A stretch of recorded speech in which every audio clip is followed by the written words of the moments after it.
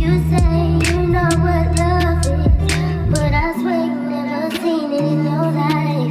Ooh,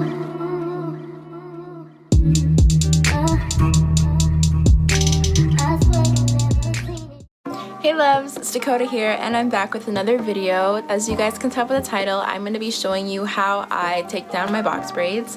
My box braids have been in for about a month, so there's a lot of like flaking and like buildup, which you guys are obviously going to see. It's kind of bad on my part because I never shampooed my hair in that entire month. I know I should have, but I was so like caught up with school. I'm in nursing school, so I was just trying to get things done, especially because everything got transferred to online school. I had like so much to do. I was oiling my scalp for like the first 2 weeks, but then the third week and the fourth week is when my hair started itching a lot, and then like I was just having a lot of buildup, so I stopped with the oil and I was just like, I'll wash it soon.